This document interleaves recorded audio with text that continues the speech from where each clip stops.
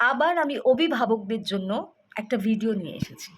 অভিভাবকদের জানতে হবে বাচ্চার সঙ্গে কেমন করে আপনারা বন্ধু হবেন।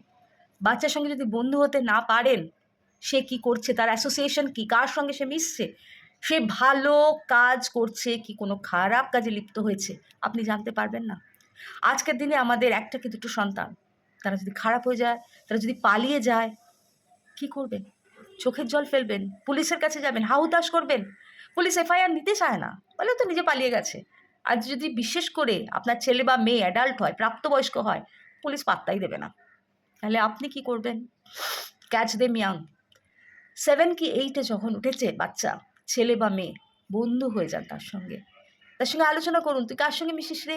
তোর বন্ধু তো আমারও বন্ধু, ডাক না তাদেরকে। অর্থাৎ তার কি অ্যাসোসিয়েশন, কার সঙ্গে মিশছে, ভীষণ জরুরি।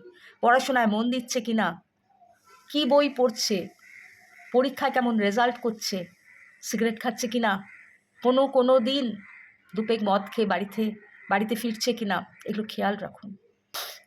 কিন্তু আপনাকে ছেলেকে বা মেয়েকে বোঝাতে হবে এটা করা খারাপ। তারা যদি না শোনে, তাহলে তার কনসিকুয়েন্সেসগুলোও তাদেরকে বোঝাতে হবে। বোঝালেই যে শুনবে এমন নয়, কিন্তু তার কি অ্যাসোসিয়েশন, সে প্রেম করছে কি না, আর প্রেমের কারণে পড়াশোনার ক্ষতি হচ্ছে কি না, যার সঙ্গে প্রেম করছে সে কেমন, বিশেষ করে মেয়েদের ক্ষেত্রে, তাকে নিয়ে পালিয়ে যাবে কি না, তাকে বিক্রি করে দেবে কি না।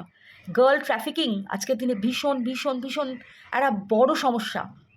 অর্থাৎ বিয়ে করব, প্রেম করব, তোর বাবা মা তোকে ভালোবাসে না, তোর ভাইকে ভালোবাসে, তুই চল আমার সঙ্গে, তোকে ভালো চাকরি দেবো, তোকে বিয়ে করবো, তোকে রানীর মতো রাখবো। এই যে কথা, মিথ্যে কথা বলে ফাঁসিয়ে নিয়ে যাওয়া।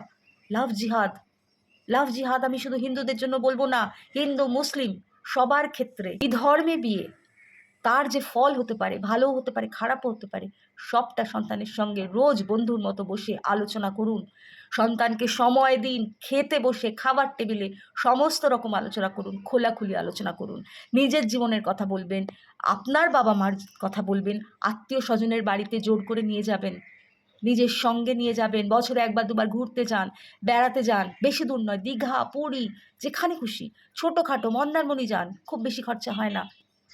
নিজের কাছে রাখার চেষ্টা করুন, তবেই সন্তান ঠিক থাকবে। আর এখন থেকে আপনি ছোট থেকে যদি সন্তানকে নিজের কাছে নিজের বন্ধু না করতে পারেন, তার কনসিকুয়েন্সেস ভালো হবে না।